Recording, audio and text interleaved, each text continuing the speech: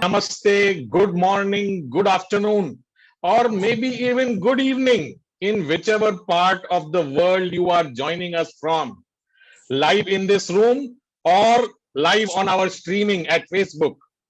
My name is Deepak R. Khemani and I am one of the co-founders of Bloom. Bloom is a flower that has blossomed and is spreading its fragrance across the globe. Bloom was conceptualized by Miss Payal Irani. Today, as we complete 80 non-stop episodes of our Bloom Sunday Talks, it gives me great pleasure to have Brigadier Sushil Bhasin amongst our midst. He will be talking on the subject military leadership. I haven't heard about this term before, and I must confess, I've been to many motivational and inspirational seminars, but this is different. This is something coming from the person who has been in the field on the force itself. So let me not take away a lot of the time. Let me hand it over to my co-host, Mr. Premraj, who is also one of the co-founders of Bloom and has been with us in this journey right from the very beginning. Premraj is an author of 5 #1 bestseller books, and the 6th is in the works. Premraj is a coach. He speaks on leadership and employee engagement and management. Having spoken on both international and domestic platforms, Premraj is the person whom you would like to connect for leadership too. So we have today 2 leaders talking to each other about leadership and more. Let me hand it over to Premraj to take the session ahead. Over to you. Thank you, Deepak. Thank you for that very, very kind and flattering introduction. Yes, we have a big personality today in Brigadier Sushil Bhasin. Brigadier Sushil is a military-inspired leadership and time consciousness coach. He's a global keynote TEDx speaker and author of multiple self-development books. He served the Indian Army for 34 years and has applied the principles of military leadership in the corporate and education world for the last 17 years. He lives in Mumbai, India, and loves technology. Result-focused, highly energetic, and knowledgeable best describes him. He lives by the quote of Buckminster Fuller, "Your life does not belong to you. It belongs to the universe." And he likes to spell it as universe. Welcome to the show, Brigadier Sushil Bhasin. Thank you very much. Jai Hind, friends. Jai Hind. And I am absolutely excited to be here today. It has been always, I've been looking forward to being on the Bloom stage. I've been on the audience all the time, but today is a time for me to come on the stage and speak to you. And it's a great, great privilege. Thank you very much. I'm extremely thankful to all members of the Bloom family, of which I am also a part. I am absolutely appreciative of Payal Irani for having taken this initiative. And Payal Irani, Deepak, Premraj, we are all from the same garden where the seeds were sown together and we all sprang up together. So it is really, really a great pleasure for me to be here today. Thank you very much. Now, let's go ahead. Yes, I'm ready. Thank you, Brigadier. Thanks for that nice introduction and acknowledging us. Brigadier, you have had a checkered life, first in the army and then in the corporate world. Please share your life's journey with us. So, today I am 71 years young, and because of that, obviously I have a long story to say. but I will try and cut it short to the minimum. And I recently said this in a podcast, and I will share the link a little while later in the chat box for those who want to go into it in details. But let me tell you that my life started in Shimla, and I can't be grateful to God for any better place He could have given me for a childhood. A wonderful place to grow in. And when I used to be walking to school, I used to see these very smart army officers walking to the Western Command headquarters. And the question that used to come to my mind was, in that little brain which hardly could think of anything, didn't know any reasons, but I used to say, can I be like one of these one day? And then it's a long story short that at the age of 10, I entered Sainik School, Kapurthala. The moment I did that, the primary role of a Sainik school is to prepare boys for the National Defense Academy. So all career options were narrowed down to only one, and that was to join the army. There was no other. I've never thought of another career. But as luck would have it, I had 5 chances for NDA. And I knew that if I don't get through in the first chance, I'll get through in the second one, third one, fourth, fifth. I got 5 chances, I'll certainly make it. But what was in store for me was something different. I went for my services selection board, got selected, went through the SSB, got selected, and then I was rejected permanently in the medical for a reason that I couldn't really fathom. I was told that I have something wrong with my feet and I can't run. And I told that doctor, you can make all these 50 people run with me. If I don't stand first, don't take me in the army. I said, that's my forte. I run a lot. Anyway, there was nothing to listen. I had to go and appeal in an appeal medical board and got through and landed up. That was my first hurdle. And that's the time when my father said, don't worry. If you can't join the army, join my business. And I said, that will be the last thing that I'll do. I don't want to be in business. I didn't know that one day I'll land up in it. Then I now look back at my life and say that things happen to you for reasons you don't know. Now, that time it was not my plan. It was not my purpose of life like I've been talking about later. It just happened. But once it happens to you, and you like it, then it is a matter of how you pursue it, how you progress on that, how you follow it up, how you create a focus out of that, and then move on that journey undeterred, with determination. That is what life taught me. I joined the NDA and I joined the army on 20th December 70. At the age of 19, I got commissioned as an army officer. And much that I had an ambition of becoming a general one day, life took a different turn. In the IMA, I had a back injury and I became a low medical category. I had to change over from infantry, which I served for 5 years, to ASC. And ASC can't have chiefs and all. They don't have commanders. They only have advisors. Logistics we are in. So I was transferred to ASC. And then I found that the life was not as great as I expected it to be in the infantry. But what I learned was make the best of what you have. If God gives you a lemon, enjoy that lemonade. Don't look at how good the orange juice would be. So I made the best of ASC. 34 years, I did every possible thing that an ASC officer could do, including my higher command course. And then there was a time when I decided that enough is enough. I need to see the other end of the world. And I transferred, or I left the army and became an educator.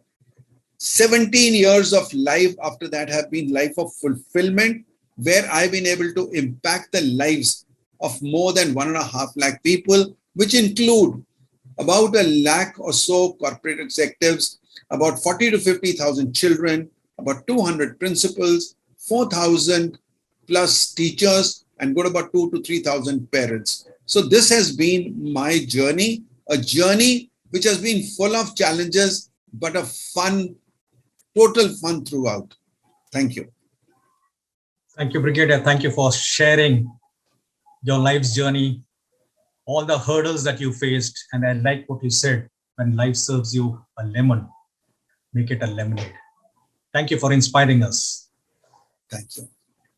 We have heard of statement that military leadership is considered to be a supreme form of leadership. Do you think so? And if yes, what makes you think so? I absolutely agree with that statement, and I will tell you why. But before I do that, I want to ask you, and please write in the chat box or raise your hands to say, how many of you like stories? How many of you like to listen to a story? Okay, so only 2 people like story, 3 people like stories. So then I'll skip the story and move forward. Can I also have everyone on the camera, because I love to interact and I'm finding a lot of black screens. Yeah. So I now see some more hands coming up. So let me tell you a story. It was about 15 years ago. A young captain from my regiment, the Bihar regiment, was serving in the valley, in the Kashmir valley, and he was in the counter-insurgency operations. One night, there was a news, or they got information that there were 3 terrorists hiding in a village, in a house in a village quite close by. As per the drills, there's a QRT, quick reaction team, that was formed immediately, and they were rushed to that place, and they started on the action of the scene. Now, before I tell you what happened on the scene, I want to ask a question to all of you. What do you think would happen if you suddenly, without any warning, got a bullet on your head? Quick reactions. What would you do if you suddenly had a bullet come and hit your head? Anyone? Unmute yourself and say what you would do. You will collapse. Collapse. Okay. What else? If we are alive, we will check. If we are alive, means if you bullet is in the head, right? Might Yeah. be. Yeah. If we are alive, we will check for consciousness or look around how the situation is. Quick. You can't have so much of time when you have a bullet in the head. You start praying. Start praying. Very good. Start praying. Yeah, that's a good thing. What else? Anyway, so I'll tell you what happened here. So Captain Jubin Matthew, the person I'm talking about, was at the door, and another captain, a colleague of his, went inside. Now there's a drill. It's called fire and move. One person will give you covering support. The other person will go inside. So this captain, the second captain, went inside, and he was searching very, very carefully for where the terrorist could be. And suddenly there was a sound of a bullet, and the bullet hit his head. Right? Sorry, the bullet didn't hit his head. He suddenly found that there was a bullet sound, and this man fell down. Captain Jubin Matthew couldn't make out whether he was dead or injured. Now you can't leave that person there. You can't run away. He crawled into the room, picked up that man on his shoulders, and was bringing him out. And as he was almost about to reach the door, another bullet come and hit Captain Jubin Matthew's head. Because he was wearing a helmet, he didn't die, but his head was shattered. He was quickly evacuated from Srinagar to Jammu, and in the Jammu hospital he was treated, and after about 2 weeks he was given 30 days sick leave. That means you go home and relax, and after that you come back. If you're found fit, you join duty, and if you don't found fit, you get further treatment. That's the procedure. He should have taken a night train from Jammu to Delhi and gone home where his house was. But he didn't do that. He went back to the transit camp, took the next morning's convoy, and was back in Srinagar. He went to his battalion, and the commanding officer was surprised because he had already got a signal from the hospital that he's been granted sick leave. So he says, "Why are you here? You should be on sick leave." He said, "Sir, what will I go and do at home? There's nothing to do there." I'd rather be here. He said, but I can't let you be on duty. It is against medical advice. I can't do that. He said, sir, please allow me, because I have nothing to do at home, and at least I want to be in action here. He said, I can't deploy you on duty. You are a medical category. He said, sir, one officer is always there in the headquarters to take care of the operations room and be on telephone duty. I will do that so that the other officers can be available to you. So out of 20 officers, we only have 12. And when I go away, I'll be giving my burden to the other 11 officers. I don't want to do that. The commanding officer was quite impressed, but he couldn't do anything because the rules are such. So he rang up his boss, that is a brigade commander, and said, this is the situation. The brigade commander said, what a wonderful example. I take the responsibility. I'll take that risk. Take it in writing from him that he's doing voluntarily and let him be there. So he joined duty. After another 2 weeks or so, another case happened like this. Again, Captain Jubin Matthew went and got a second bullet in his head.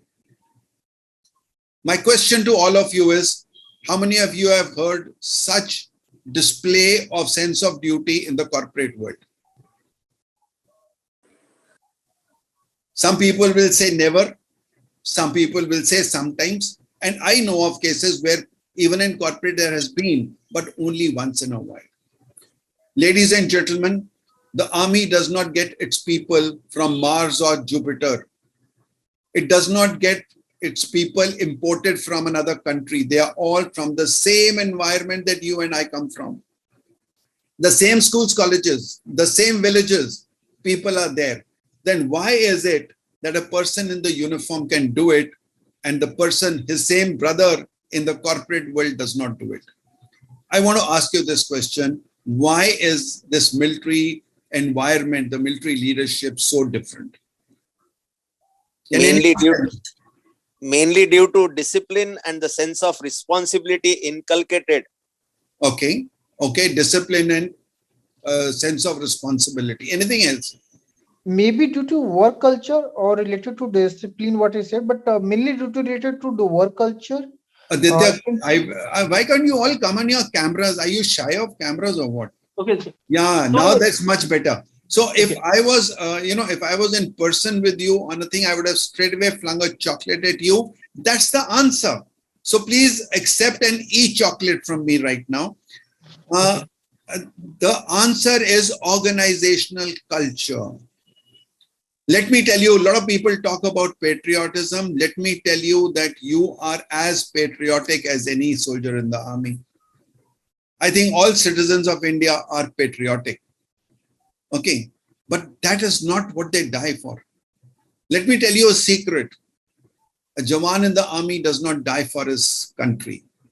He dies for the izzat of his paltan.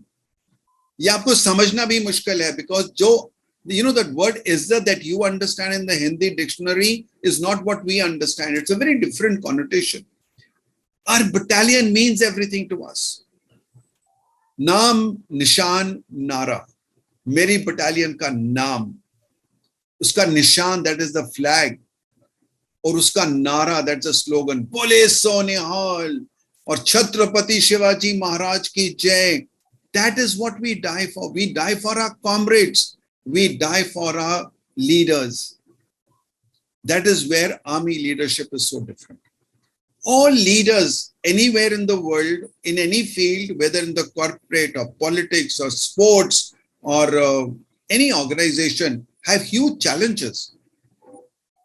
But I don't know of any leaders who have a challenge of influencing and leading men into battle where they can be exposed to the ultimate, supreme sacrifice, danger of death.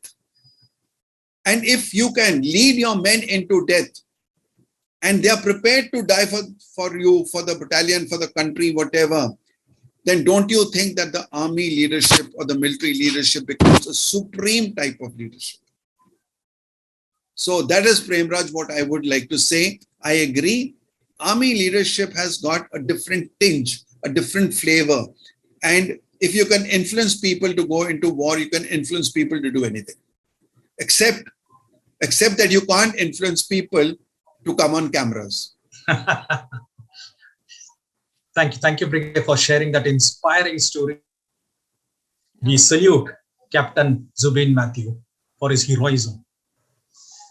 And a take on that, are there any fundamental principles or a foundation which makes a vast Indian armed forces stand united and operate in diverse regions and terrains with seamless cooperation? Okay, thank you, Premraj. That's a wonderful question. Thank you. Let me tell you, like I was telling you, that even when I was a kid, I realized that there was an inner voice in me which told me what to do, what not to do, when to stop doing something. Because from your parents, your teachers, you learn what you ought to do, you learn what you shouldn't be doing. The same thing continued in my life, and this must have happened with every one of you as well. But the differences between you and me is that I've been able to ensure that these have been all identified as broad rules, guides, or principles, whereas many of you may still be in the process of firming them in. And some of you must have already done it too. So I thought I'll give you the benefit of the rules or the principles which guided me because of the army, that the army has certain rules defined for you. And let me tell you one by one. Now, I am not doing it on a slide, but I would like all of you who are keen to make a little note of some of them because they may really be useful. The first most important guiding principle in the army is aim, selection and maintenance of aim. Now, this is something, it's called the mother of all principles, mother of all guidelines.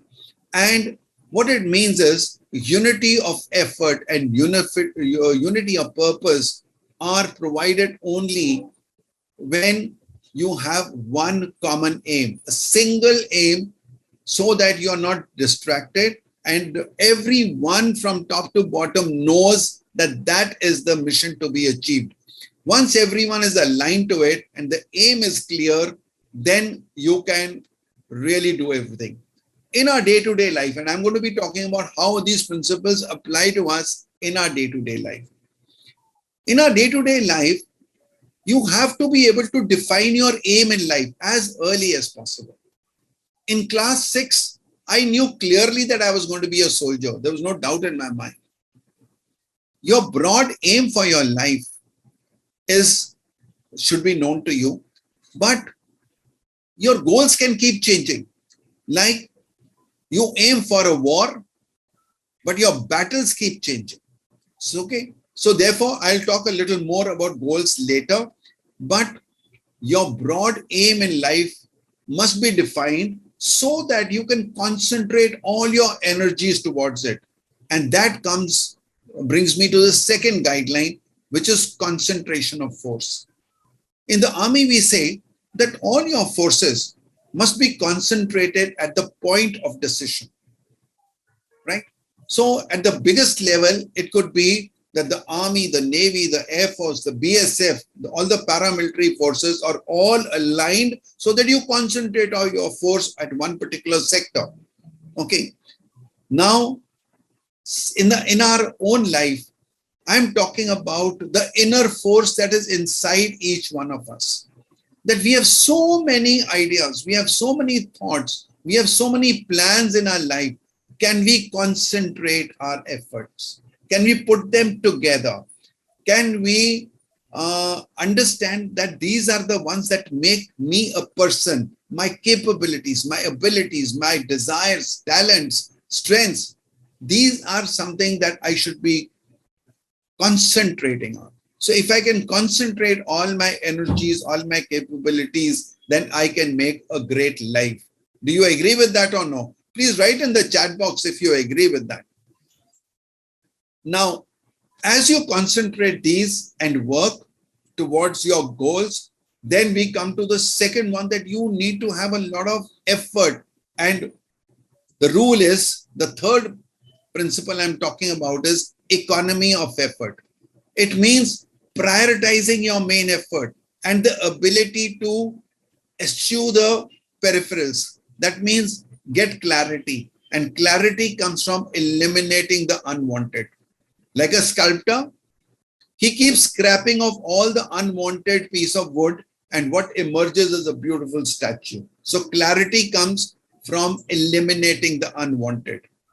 You must know where to put in your main effort.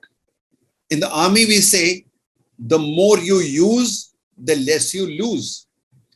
And that brings us to the fourth extremely important guideline, and that is offensive action, which means that without proactively creating and exploiting opportunities, the best that can be achieved is maintenance of status quo. You will not be able to progress, you will not be able to go forward till you take action. And this word action was really, put into my mind by Tony Robbins, who says it again and again and again. What is the action are you taking? Are you a person of action or are you a person of words? So you have to be a person of action. And that is why we don't wait for things to happen. We make them happen. So that's the initiative you should always have. Now, in the army, we say, if you're always acting, you will never have to react. So wake up that action man or a woman inside you and seize the offensive in everything that you do. The next principle we come to is surprise. Seizing the initiative provides a crucial advantage. Innovation, timings, plays, exploitation of risk, all are used to throw a surprise on the enemy. It is really important to develop and nurture the capabilities and the hidden talents that are hidden in your life so that you can spring out a surprise. I'll tell you a story of a general. It's just about 4 or 5 years back. A general who was appointed as an army commander in Jaipur of something called the Southwestern Command. He has a fad for physical fitness, and he wanted to give a lesson to his people, the 1.8 lakhs people he was going to command in Jaipur. He wanted to give them a lesson that physical fitness is very important. So instead of saying it, what he did, he had a choice of going by air from Delhi to Jaipur. He had a choice of going in his motorcade of vehicles. But what he chose to do was he cycled from Delhi to Jaipur only to demonstrate that a man at 58 can do this. Why can't you? So this is surprise. The next one, sixth one, is flexibility. Success and failure demand an ability to adapt. Plans provide for a framework, a guideline for action, but you don't know how the enemy is going to react. You don't know how the situation is going to change. So flexibility has to be a very, very important thing. We've all heard about the famous story of the storm and the bamboo. You know, where the bamboo, because of its flexibility, will bend, but a strong rooted oak tree will get blown off with a very strong wind, whereas the bamboo will still stay strong. So you need to be as flexible as that. We next come to cooperation. Mutual trust, collaboration, goodwill, unity of purpose, they underpin successful partnerships. They are required in families, they are required in corporates and organizations, they are required in academic institutions, everywhere. Cooperation is a very important fundamental principle of life. Similarly, when you stand, we say in the army, stand by your men. But I say to you, stand by your friends. Your family stands for each other, and you remain with each other, you will find life is really different. So let's go to the next one. Eighth one is morale. Many of you experience the Kargil war from the comfort of your bedrooms. You all saw the manner in which soldiers had to claim those great heights to attack an enemy which was sitting at a dominating place. Now, when people are going up the Tiger Hill, if some of you remember Barkha Dutt explaining to you how it was happening live, and that was the first war, I think, which was live on TV, that even if the enemy was to throw boulders at you without ammunition and arms, even then you would not be able to reach up on top. What made people reach there? What made people say, ye dil mange more, was a very, very high state of morale. And what is morale? Basically developing an attitude of positivity of mind, believing that good things will happen and then make them happen. The ninth one is security. You need to keep your intellectual security, property, your physical property and assets all secure from any external aggression. Without good security, competitive advantage can be easily surrendered. So security is an important facet that instills confidence in you. First, to know that you are guarded, and second, to know that you have fallback options. You have a safety net. You have your friends and family who won't let you fall down. And if you do, they'll help you get up again. The 10th is administration, logistics. You need to be backed up by the right equipment, ammunition, repairs and recovery, medical treatment, evacuation. If these are not in place, a soldier is not able to perform to his best capability. Similarly, in our life, we need to have our infrastructure, our administration tied up. Your food, your clothing, your shelter, your transportation, all those things need to be in place so that you are able to perform to your optimum capability. Now, ladies and gentlemen, these were 10 guiding principles. You may have noticed that I went a little fast only because I have to finish a lot of ground before Premraj stops, throwing those questions at me. So my ammunition has to be expended at that rate. That is why I was fast. Now, before I let him go to the next question, I also want to tell you that what I have just told you is something, and let's go on to a slide to see what it is. And that is, these are the 10 I told you. Now I'm giving it to you on a slide so you can visualize, you can see them, you can check if your notes are correct, and you will realize that these are fundamentals which anyone in life can use. What you see in the picture, and you must be wondering, this is a cadet sergeant major. Cadet sergeant major. Cadet sergeant major is called a CSM. And what I have given you are the principles of war of the Indian Army. Every army in the world has a set of principles of war. Some have 5, some have 8, some have 10. We have 10. Okay. And a way of remembering them is a case of CSM. A case of CSM. So that is how we were told right in the NDA. Until today, if you want me to rattle out the principles of war any time, I can tell you without any problem, because I have an acronym to remember them. Right? But I also know that Field Marshal Smith once said, he said that when he was a cadet and hoping to become an officer one day, he was sitting and going over these principles of war, and his sergeant major came and told him, don't waste your time on this. There's only one principle.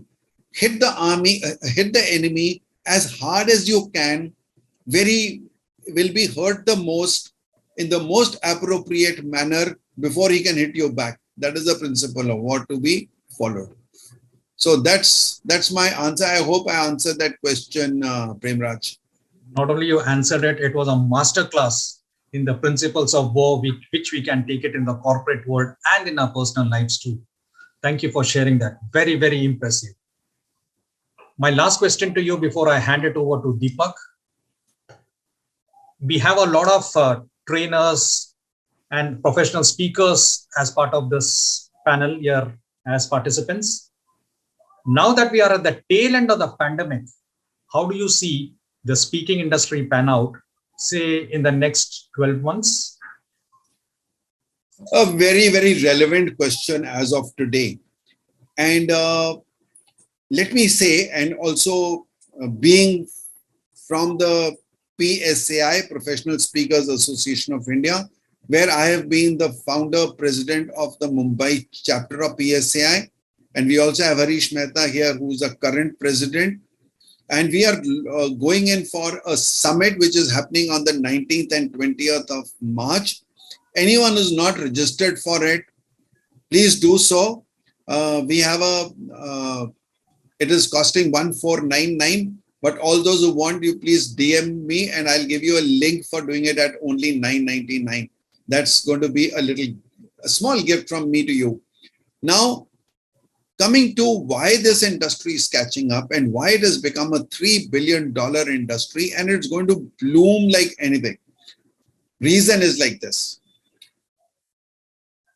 All of us in any part of our life are communicators. We communicate, and more than communication, we need to be influencers. Now, when I know something and I can transfer my knowledge to you in the same manner that I meant to, and you understood in the same manner, I'm a good communicator. But if after that, I inspire action. Let's say I'm going to give you a talk on yoga. And after I finish the talk on yoga, you understood the yoga principles and all 100% of what I told you, but you did nothing about it. As compared to next morning, you took your yoga mat and started doing yoga. So I always say, build influencing skills more than just communication skills. Your communication must inspire action. If a small girl goes to the mother and says, Mummy, Mummy, I want a chocolate. And the mummy says, no, beta, no chocolate. This is why. You know, when you have too many chocolates, your teeth get spoiled. She says, Mummy, did you have any chocolates when you were a kid? She says, yes, I did. But your teeth are perfect. So she said, but I had chocolates once in a while. Said, Mummy, the last time I had a chocolate was 15 days ago. Can I have one today? Now the child has influenced and the mother is forced to give a chocolate to her. But if the mother could have influenced the child and the child said, okay, thank you very much. Can I take a chocolate next week? So this is influencing skills are required at all parts. That is what I say is that in whatever part of the profession you are in, you need to speak. You need to speak your profession. If you're a doctor, you're a lawyer, you are a teacher, you need to stand on the stage and talk about what your expertise is. So professional speaking is becoming very, very important because it makes you express yourself on the stage in a short period of time where you can impact masses. And you are able to firstly establish your authority, secondly enhance your business or your profession. Even if you're a working professional, let's say you're working in a corporate and you are a marketing head, but if you become a speaker and you do that, people know you for marketing not only in your company but also across the industry, and that makes it very, very powerful. Now I also want to say that speaking gives you an edge in many, many ways. And besides all this, when you speak, it gives you confidence. Now, I have been speaking, I think I remember in class 7 was the first time I went on the stage and took part in a debate. And I've been speaking after that. And my childhood report, my first report from my school was a very talkative child. And it continued. Everyone kept telling me, "बहुत बोलता है, चुप करा कर." ठीक है? And then a few years before my mother died, I said, "Mom used to always say, तू बोलता बहुत है." अभी उसी बोलने का मेरे को लोग आके सुनते भी हैं, पैसे भी देते हैं. So the point is, can you use this skill to your advantage? And if you don't have it, build it up. So when I started doing training after coming from the army, I started from something like 3,000 rupees. First time I did a training for a day and landed up to doing at 1.5 lakhs per day. But when I found that there was a speaking industry where you could get, I used to take 8 hours and a team of people and a lot of props and all that mehnat that used to go into it to get that 1 to 1.5 lakhs in a day. You realize that in 1 hour, you can get more money than that. In training, I used to impact about 30 people or 40 people in the whole day with my corporate training.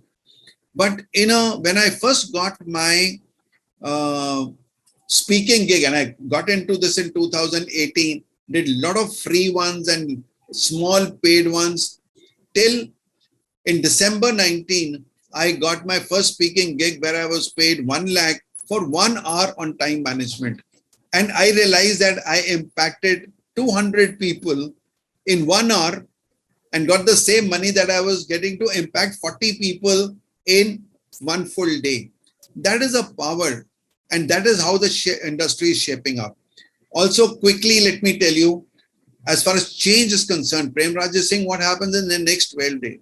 Now we are speaking on Zoom, or we'll be speaking on a hybrid model. All speakers need to turn into virtual trainers. And I started a program in 2020 May along with Jogesh Jain, and I called it HIVE, High Impact Virtual Engagement. People are getting fed up of webinars. You have to keep them engaged. To keep them engaged, you said high impact virtual engagement. And the first thing that comes with it is technology. You have to embrace technology. You have to change the way you speak, because now impacting people, you didn't have to worry about, when you were on the stage, you didn't have to worry too much about lighting and all, somebody else was doing it. Now you have to be careful.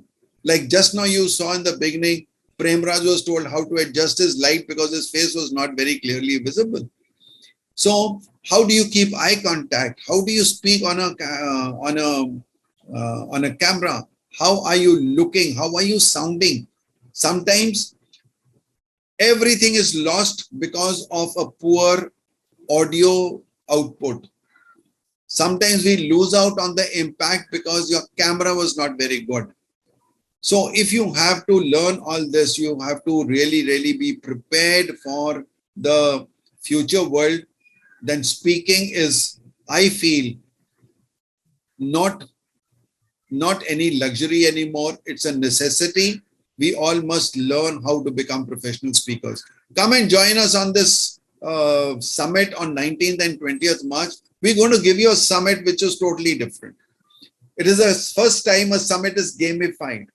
It is going to have a beautiful facilitation session which we have never seen before. It will have a networking session by world's leading networking strategists. And many more things are going to happen. So don't miss this opportunity. Thank you. Thank you, Brigadier. Now I request Deepak to take the session forward. Deepak, all yours. Thank you, Prem Raj. We are already 45 minutes into the show, and I'm sure all of us are spellbound about what we've learned from Brigadier Bhasin here. Now, let me ask Brigadier about the human aspect.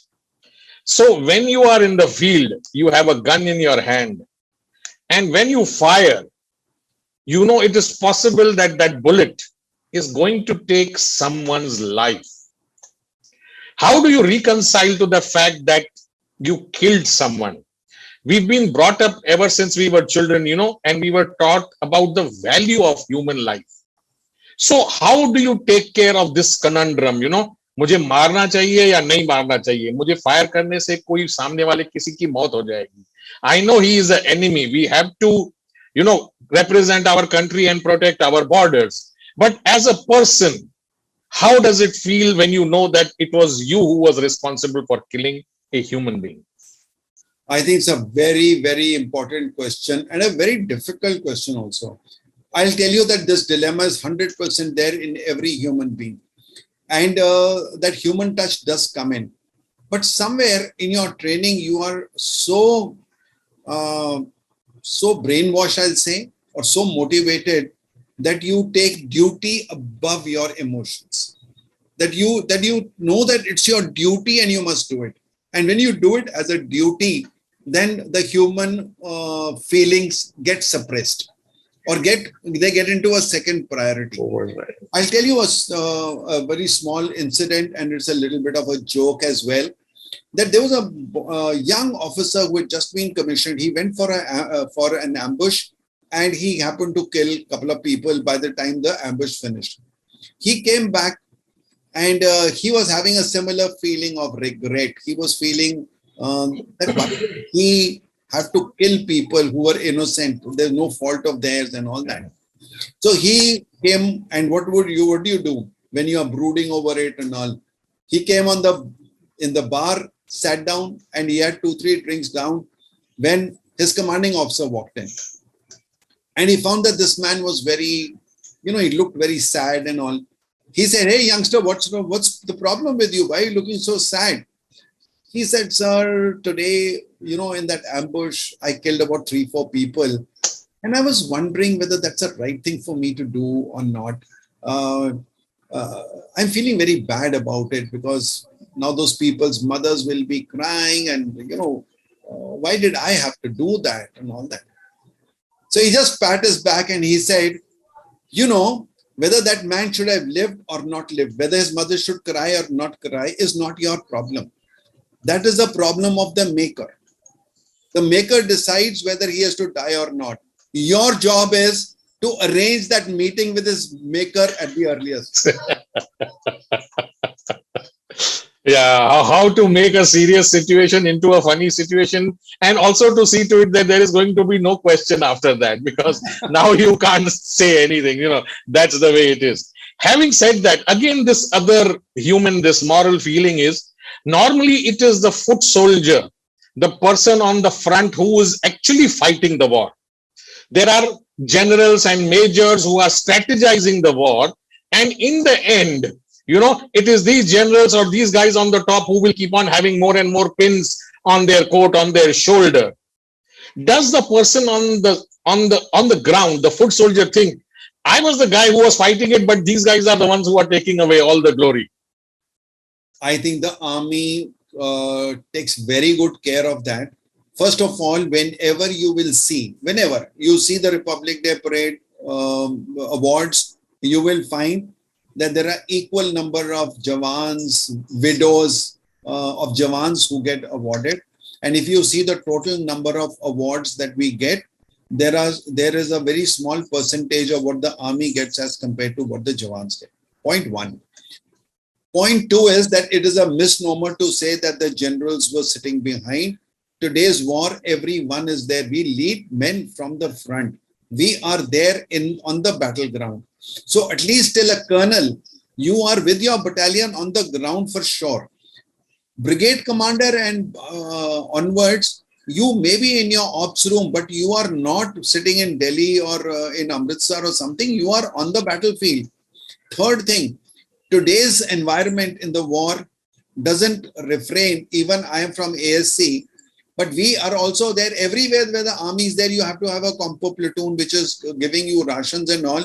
You are also equally into the battlefield. You're equally surrounded by danger, because the weapons today are no longer only small range weapons. You can have shelling by the artillery, air force, and all that. So I think it's very well taken care of. The army would have a very, very big problem at hand if the men were to think that we do the work and they get the laurels. No, it doesn't happen. Yes, exactly. And I'm sure that is the same feeling which is there in corporates, The lower rung does all the work, all the leg work, and the guy sitting on top in the air conditioned offices, take away and get all the glory. My last question to you before I open up to the audience, and I would like all of you to ask and take this opportunity to ask a question to Brigadier Bhasin. We all know finally the army is not the actual decision maker, it is the politicians who decide, the elected representatives who decide that we want to go to war or not. Has there ever been a thought at the top level that, when I have been ordered to invade or whether I have been ordered to go and fight, this probably is not the right decision, or as you said, you're bringing up the conditioning is such that if there is an order, I have to follow it. So that is where moral courage comes in. That is where there have been very many cases where the army has felt very, I would say, either let down or bad. For example, the type of men we lost and the type of battle we won in 1965 in the Haji Pir Pass, and we had to, because of political decisions, give it back. I mean, we had won that at a very, very, very heavy cost of lives. And then we gave it back to them. And Haji Pir Pass was opening up that from Punch to Gulmarg, you could travel in about 4 to 5 hours, which even today takes about 1.5 days to reach. Okay. So 1.5 days means, of course, a night rest and routine. But, I don't remember the kilometers, but it's something like 1/10 of the distance was there if we had maintained that pass. So you do feel bad. But then in a country like ours, probably there is no option. You have to go by that.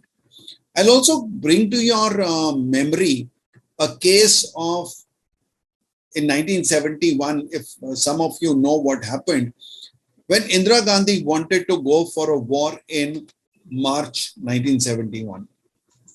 And there was a cabinet meeting in which the chief was also there. And that time he was General Manekshaw, later Field Marshal Manekshaw. And when she asked him to go for war, he said, no, I'm not ready to go for a war. And I don't know how many of you have heard that story. It's a long story, but I just tell you a sense of that. He said, madam, he said, we are not at the moment prepared for war. And he gave about 6-7 reasons. One was, he said that by the time we go in for war now, monsoons will start in Bangladesh and all the rivers get flooded and all the east to west movement becomes almost difficult. So we'll not be able to do any operations. Number 2, he said, I have to move forces from all over the country to that eastern part of the country. I will require all the trains that are required and all your sugar cane and all that, which is now the trains are being used for that. All the agriculture will come to your standstill, which she had not probably given a thought. And a couple of other, there are about 6-7 reasons he gave. And he said, this is not the time to go for war. He also said, madam, if you still order me, I'll go for war. But I cannot assure you success. You let me go in November, December, I give you 100% guarantee on success. And then what happened is history. Actually, the Prime Minister got a little, she was very annoyed. Of course, in Manekshaw's own words, when you hear his story, and I've had the occasion of listening to it thrice from him live, because he has addressed us at many times and he used to repeat the story. Yeah. He said, ladies and gentlemen, I have seen many angry women in my life, including my wife, but I never saw a woman angrier than Indira Gandhi at that point of time. Yes. So she didn't know how to react. So she said, meeting is adjourned, we'll meet at 4 o'clock. Yeah. And as people were moving out, he says, I, being the junior most in that cabinet meeting, was the last one to leave. But when I was about to leave, I stopped and I said, ma'am, if you don't mind, I'm going to give you my resignation letter. So she said, no, please sit down. And then there was a conversation in which he said, I will go by what you are saying. But if you want me to go for war, I will resign and not go in for war. Because if General Thamaya had told the same thing to your father, we would have not been humiliated in 1962. I don't want to repeat a humiliation. Yeah. Guys, when he said that, he knew that his career was at stake. Oh, yeah. But why did he do that? That is moral courage. So Yeah. we have to play politics like this. Yeah. Yeah, that is why there was only one Sam Manekshaw. I'm sure there are many, many more like him, unsung, untold heroes within the army and all the other, the other wings of our No, armed there are forces. many. There's one Yes. general from Kumaon regiment, I'm forgetting his name. When he got a Veer Chakra, and none of his men got it, the point that you had said earlier, he didn't accept it. He surrendered that. He said, I don't accept a Veer Chakra because this battle was fought by my men and you are not given anyone an award you're giving me. I won't take it. Wonderful. That is moral Wonderful. courage. Yeah, we have true heroes amongst our armed forces. That is why this country, every citizen of this country gets to sleep peacefully at night, knowing that, there is someone over there at the border who is actually not getting his sleep, staying awake through the night to see to it that we can sleep in peace in our own homes. A huge salute and a hats off to all our armed forces who keep us safe. At this moment, I would like to open up. Anybody would like to ask a question, please raise your hand. I will ask you to unmute and then you can ask your question. Aditya, go ahead. Okay, sir, I'm extending the question which is already asked. So I will making it in the terms of context, sir. So when we see the conflict between the political and military leadership, and I would like to know your viewpoint, the difference between the military and political leadership in the terms of what happened in Kashmir during 1991 or 1992, and what happened with the country of Pakistan, because we know that that is only country which is known as the military with a country, and what happened with the Ukraine and Russia, or what exactly with the Ukraine right now.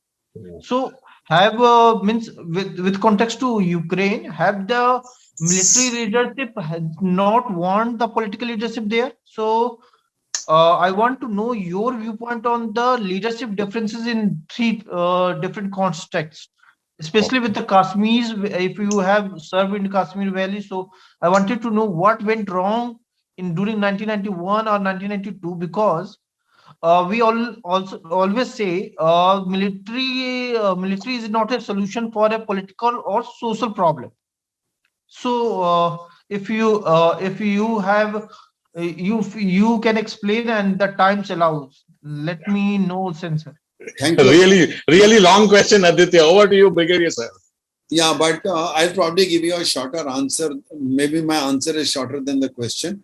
See, the point is that the two leaderships have different aspirations, different aims. Yeah. And the political aims in a country are totally different. Sometimes the army also needs to understand the political reasons and probably dovetail the two. Now, when that happens, things are good. When that doesn't happen, there are military coups, there are problems like what is happening in Ukraine. There is a problem because the military leadership and the political leadership are absolutely far apart. Yeah. So there has to be a certain amount of integration. Now, for example, in our country at the moment, it is perfect. Like we don't have any clashes with the political leadership. Yeah. And you find that the political leadership is also supporting you a lot. We've had cases in our in India also, where the political leadership was, we were not aligned, but then Indian army is not very aggressive. We still went by the political leadership, even if we didn't like them. Right. In Pakistan, it is totally different. It is a military dominated country where they rule the politics. Okay. So that's a very different scenario, and that's a very exceptional scenario. What I would like to say is that understand that both of them aim at different things. The army has got a very, very different, clear aim that you are to defend its borders at all costs. And when given a task, you will perform it to to the ultimate. For that, the army or the armed forces, they get prepared and they go by the instructions or by the orders. So clashes, whether it is in Ukraine or it was in Kashmir or it is in Pakistan, they'll continue to be there. It is only a matter of alignment, and sometimes those alignments are easy and sometimes those alignments are difficult. Otherwise, each one of them are very long answers in themselves. It'll be difficult to take that on here right now. Okay, I have another question, and I wanted to know your perspective. I have heard a news during the tenure of General VK Singh. He has a dispute regarding the date of birth, I guess. And at that time, there was a news. I don't know the truth behind that news, that army has planned a coup against the government through it's one of its division that is called Technical Service Division. They said that division was mobilized to Delhi. So that was just a rumor or news which I have got to hear. So That was 100% a rumor. I know one thing for sure, that the Indian Army has never ever even thought of a coup. Wonderful, Also- wonderful, really. And also, I'll tell you one thing, to the best of my knowledge, because this is not an area where I'm an expert in, this is not an area where it was not my field as a logistician. But let me tell you, Indian Army will never be able to do it because it is too vast a country. It's not easy for an and I don't think the army has those ambitions on taking over a country. No, We don't have those ambitions. yeah. Okay, and so therefore, I think the Indian political leaders are also quite clear on that. We do have a case when General Bhagat was the army commander and he was to become the chief, and he never became a chief, was probably where the government was threatened, because he was a very frontal guy. He would call a spade a spade. He would not probably succumb to pressures. Yeah. So he never became the chief and he died. And then there are a whole lot of assumptions there. But let's leave that. The point is, India is not into that game at all. Yeah. One question from me, Brigadier Sir. We know there are lots of countries in the world where as soon as a child becomes a major, when he or she becomes 18, there is compulsory military training. You have to go and join the armed forces in some countries for 2 years, in some countries for 3 years. We fortunately or unfortunately do not have that rule. What is your view? Should we be actually having this? So that's also been a very debatable point, and it is generally at the end of the debate, the conclusion drawn is that in a country like India, it is not practically possible to organize that. So the compromise happened when NCC came into being. Yes. NCC was actually an experiment. And today I know, because when I was the chairman of the Army School in Bareilly and we applied for NCC for our school, I got to know that we were about 100 schools in the waiting, and the NCC in India could not cater for the type of ambitions the schools have. So India is too large a country to be able to exercise that.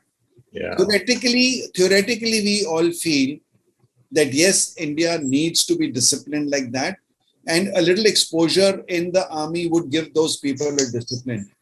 And my very different view on that is that all the ladies sitting here and all the men who have wives sitting here, listen, this is what every mother can do. What we really require is disciplining at the childhood level by a mother who has extreme influence on the child at that point of time. Discipline your children. You know, tell your boys not to tease girls instead of telling the girls, you come back home, and the boys listen and think, mere ko koi bandish nahi hai. So indirectly, a mother may be giving a message to the son that you go and have a ball, only your sister needs to come back home on time. Yeah.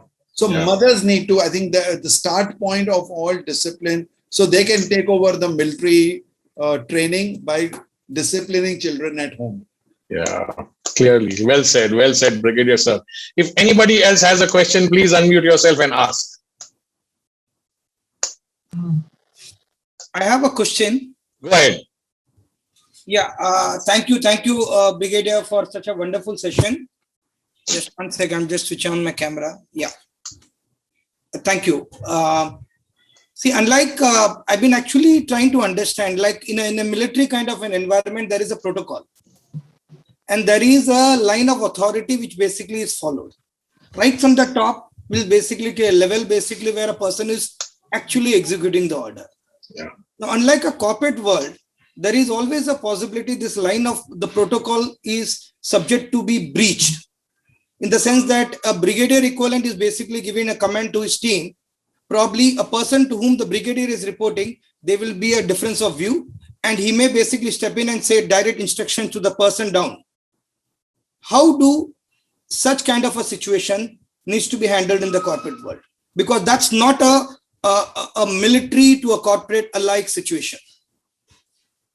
So last 17 years, I have faced a lot of it, and I've been wondering why the corporate world can't also follow some very simple things that the army follows. Okay. And I'll also come to a very interesting story on that. But before I do that, I'll tell you that the boundaries need to be created. And in my 17 years, in all my corporate programs, I've emphasized to the corporate leadership that if you don't define boundaries, and I feel all of you, when you go home, I mean, when you, before you sleep tonight, do something, do a small little exercise and write down your code of honor.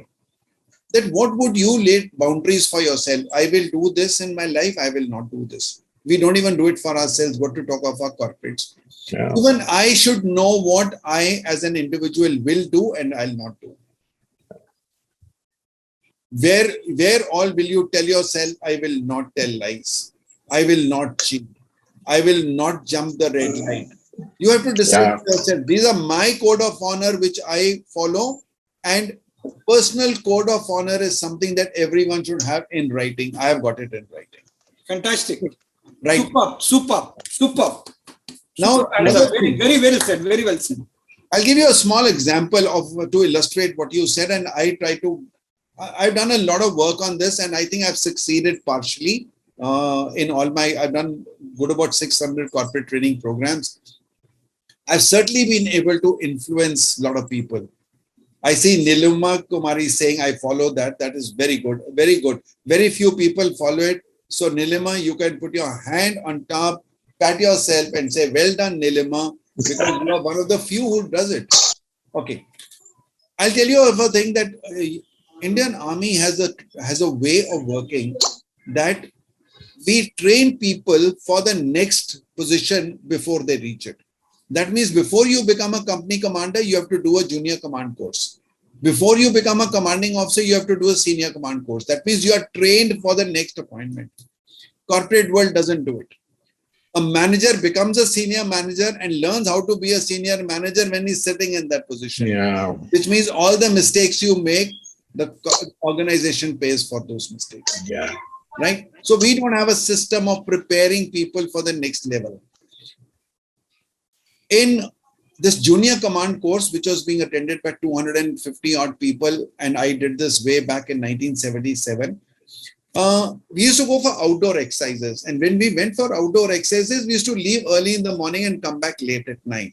It was used to be a full day's outdoor exercise where you went on top of a hill and you were given a story and, you know, you played a war game actually.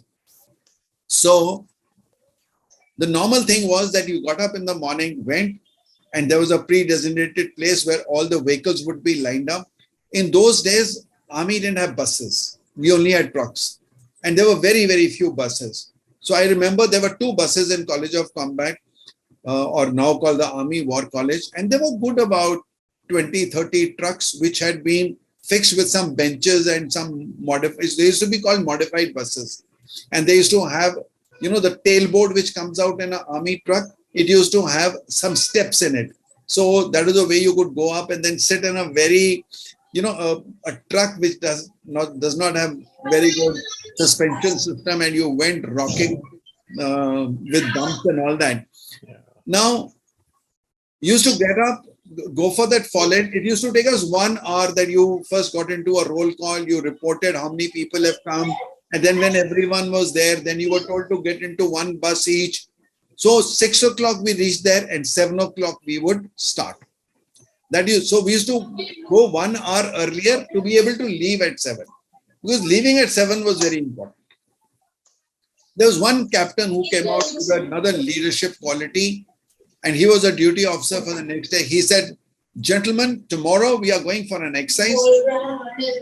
No, we can't hear you." He said, "You will hear me when you keep quiet. I am not, So he didn't change his volume. He spoke at the same volume. He said, "Tomorrow, you vehicles will leave at 0700 hours, which does not mean 0701. We will have no fall-in, no roll call, nothing."